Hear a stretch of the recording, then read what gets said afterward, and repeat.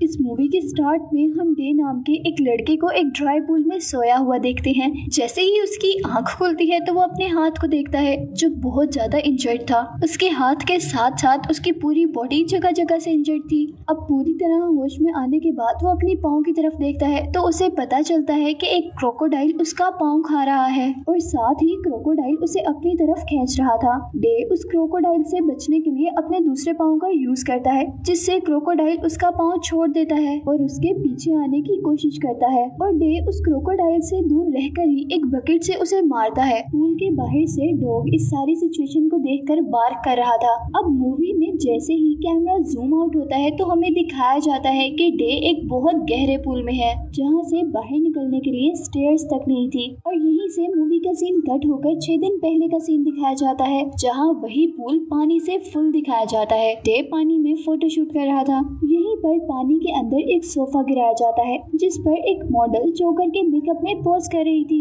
उसी शूटिंग के दौरान यहाँ पर डे के फ्रेंड भी आती है डे के डॉग के साथ और वो लोग यहाँ एंजॉय कर रहे होते हैं। इसी सीन में हम देखते हैं कि डे वॉशरूम में जाकर अपने आप को इंसुलिन इंजेक्ट करता है यानी वो एक डायबिटिक पेशेंट है। जहाँ पर उसकी फ्रेंड भी आ जाती है और वो लोग बातें करते हैं। इसके बाद शूट खत्म हो जाता है। क्रू मेंबर मिलकर ग्रुप फोटोज लेते हैं, एंजॉय करते हैं और एक एक करके सब यहाँ से चले जाते हैं। नेक्स्ट मॉर्निंग डे इस पूल को बंद करने के लिए अपने डॉग के साथ यहाँ पर था क्योंकि इसके बाद यहाँ पर कोई भी नहीं रहेगा। डे का फ्रेंड यहाँ डे से मिलने आता है और वो डे को बताता है कि वो लॉन्ग लीव पर जा रहा है किसी टूर के लिए और जाते हुए वो पूल से पानी निकालने के लिए उसका लीवर नीचे कर देता है और डे के डॉग को ग्रिल से बांध कर वो डे के पास आता है। वो लड़का डे से कहता है कि तुम इस पूल से बाहर आ जाओ क्योंकि कुछ ही देर में इस पूल में वाटर लेवल कम हो जाएगा और यहाँ से निकलना मुश्किल हो जाएगा क्योंकि यहाँ कोई स्टेयर भी नहीं है। डे उसकी बात से एग्री करता है और कहता है कि प्लीज यहाँ से जाने से पहले तुम मेरे लिए एक पिज्जा ऑर्डर कर दो। और ये सब करने के बाद डे का फ्रेंड यहाँ से चला जाता है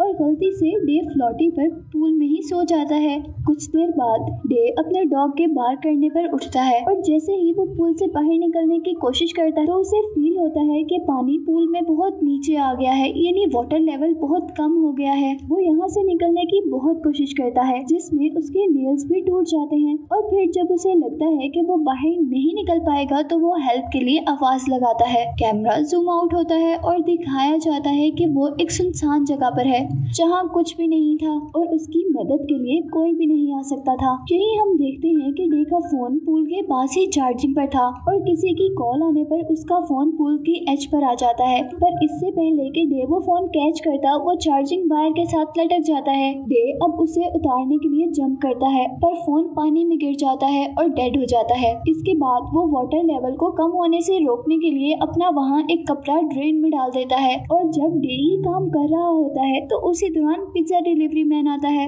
और डे को पूल के अंदर होने की वजह से वो नहीं देख पाता। वो डिलीवरी बॉय इधर उधर देखता है और उसे कोई भी नजर नहीं आता। वो लड़का अब डे के फ्रेंड को कॉल करता है जिसने पिज्जा ऑर्डर किया था और डे का फ्रेंड उसे कहता है कि तुम पिज्जा यहीं कहीं रखकर चले जाओ और वो डिलीवरी बॉय ऐसा ही करता है। यहाँ डे को भी फील हुआ था कि कोई ना कोई उसकी हेल्प करने के लिए आया है। डे जल्दी से पूल के ऊपर आने की कोशिश करता है पर उसकी बेल्ट ड्रेन में फंस जाती है और डिलीवरी बॉय वहाँ से चला जाता है। डे को अभी भी लग रहा था कि उसे कोई ना कोई तो ढूंढने यहाँ जरूर आएगा और इस बारे में वो ज्यादा ना सोचते हुए दोबारा सो जाता है। और फिर फाइनली कुछ देर बाद डे की फ्रेंड कोई वहाँ पर आती है। वो डे को पूल में सोया हुआ देखती है और वाटर लेवल नोटिस किए बगैर अब वो पूल में जंप लगाने के लिए प्लेटफॉर्म तक आती है। इसी दौरान वहाँ शोर से डे भी उठ जाता है और वो कोई को वहाँ से जंप करने के लिए मना करता है लेकिन इतने में ही कोई का पाँव स्लिप हो जाता है और उसका सर प्लेटफॉर्म से टकराते हुए वो नीचे पूल में गिर जाती है।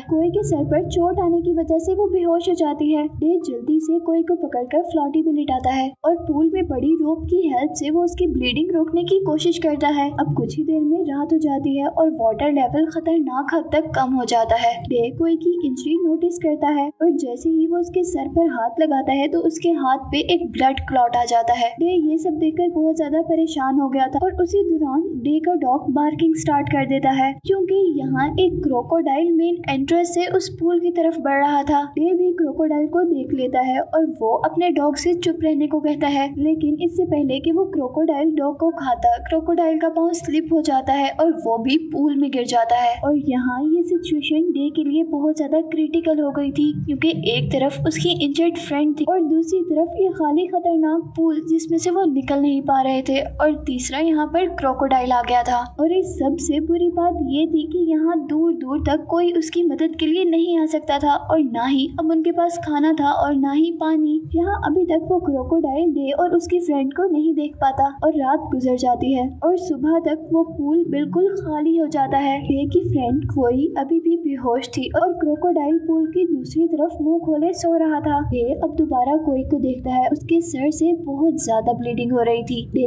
इधर उधर देखता है और फिर उसकी नजर क्रोकोडाइल के मुंह पर पड़ती है, जहाँ उसके मुंह में डक टेप थी, और ये वो टेप थी जो शायद शूटिंग के दौरान यूज हुई हो। डे क्रोकोडाइल के मुंह से वो टेप लेने की कोशिश करता है और उसी दौरान क्रोकोडाइल जाग जाता है और वो डे पर ग्राउल करता है, लेकिन डे जल्दी से कोई के पास पहुंच जाता है। डे उस टेप और रॉप की हेल्प से कोई की बैंडेज करता है। यहाँ हम डे और कोई के पास एक पानी से भरी हुई बकेट भी देखते हैं, जो डे ने इस पूल वाटर से भरी हुई थी पीने के लिए। इस सब के बाद डे की नजर एक वेंट पर पड़ती है। डे प्लान करता है कि वो इस वेंट को खोलकर इस वेंट के अंदर से गुजरकर बाहर निकल आएंगे, और फिर डे जाकर उस वेंट के कवर को खोलता है। डे उस कवर को खोलकर कोई को चेक करने जाता है, और इससे पहले कि वो टनल की तरफ वापस आता, टनल के अंदर क्रोकोडाइल चला जाता है। डे उस क्रोकोडाइल के वापस आने का बहुत वेट करता है, और फिर जब क्रोकोडाइल काफी देर तक वापस नहीं आता तो डे अपनी जान का रिस्क लेकर उस टनल के अंदर जाता है, और उस टनल से जैसे ही एग्जिट की तरफ आता है तो वो नोटिस करता है कि एग्जिट बाहर से लॉक्ड है। और अब इसी दौरान क्रोकोडाइल वापस पूल के अंदर आ जाता है। जब कोई उस जगह अकेली होती है, वो क्रोकोडाइल आहिस्ता आहिस्ता कोई की तरफ बढ़ता है। डे जल्दी से वहाँ पर आता है और क्रोकोडाइल को पकड़कर दूसरी तरफ फेंकता है, और यहाँ अब फाइनली कोई को भी होश आ जाता है। और कुछ देर बाद डे देखता है कि उसका डॉग पिज्जा खा रहा है। वो डॉग डे के लिए भी पिज्जा पूल में गिराता है, और यहाँ कोई और डे 3 दिन में पहली मर्तबा कुछ खाते हैं। और फिर नेक्स्ट मॉर्निंग दिखाया जाता है कि ये उनका इस पूल में चौथा दिन है, और उनके पास पीने का पानी तक खत्म हो गया है। डे की सारी एनर्जी खत्म हो जाती है और वो बेहोश हो जाता है, और वो पूरा दिन बेहोश ही रहता है। और जब रात में डे को होश आता है तो वो अपने पास कोई को पाता है। यहाँ कोई उसे बताती है कि ये क्रोकोडाइल एक फीमेल है, और दिन में उस क्रोकोडाइल ने एग्स दिए हैं। इन्हीं सब बातों के दौरान वहाँ पर बारिश शुरू हो जाती है, और अब उनको दोबारा पानी इकट्ठा करने का मौका मिल जाता है। अगली सुबह हम देखते हैं कि जब डे सो रहा होता है तो क्रोकोडाइल उस पर अटैक करने के लिए बढ़ता है,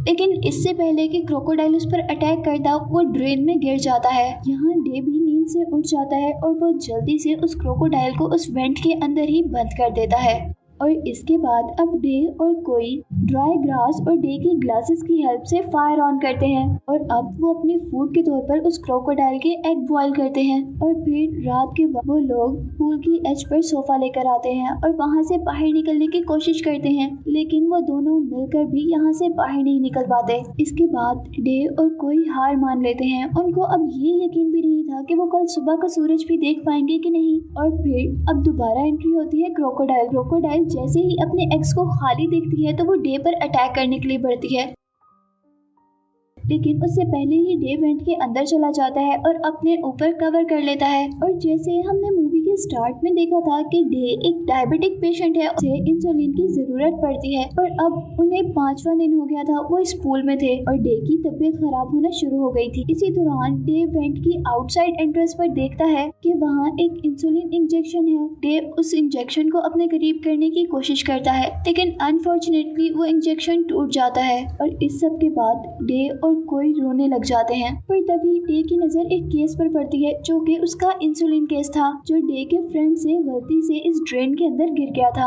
और अब फाइनली डे अपने आप को इंसुलिन इंजेक्ट करता है। कुछ देर बाद वो आसमान से उड़ते हुए एक पैराशूट को नोटिस करते हैं, और अब डे कोई को इस ड्रेन को कवर रखने का कहकर खुद पूल के अंदर वापस आता है, और वहाँ आकर उसे पता चलता है कि वो कोई पैराशूट नहीं था बल्कि एक किड्स टॉय था, जहाँ अब डे जोर जोर से हेल्प के लिए चिल्ला रहा था। और इसी दौरान बहुत तेज तूफान आता है और एक स्टील वायर टूटकर पूल के अंदर गिरती है, और इससे डे बहुत बहुत खुश था क्योंकि ये वायर डे का वजन उठा पा रही थी। हालांकि वो वायर डे का हाथ बहुत ज्यादा इंजर्ड कर देती है, लेकिन वो फिर भी ऊपर चढ़ना नहीं छोड़ता। और जब वो पूल के एंड पर पहुंचने ही वाला होता है तो वो वायर टूट जाती है और फिर डे पूल के अंदर गिर जाता है और बेहोश हो जाता है। जिसके बाद यहाँ से मूवी का स्टार्टिंग सीन दोबारा दिखाया जाता है, यानी डे बेहोश है और क्रोकोडाइल उसका पाँव खा रहा है। डे अपने आप को उस क्रोकोडाइल से छुड़वाता है। अब ये सब करने के बाद डे बहुत ज्यादा थक गया था और वो वहीं पर लेट जाता है।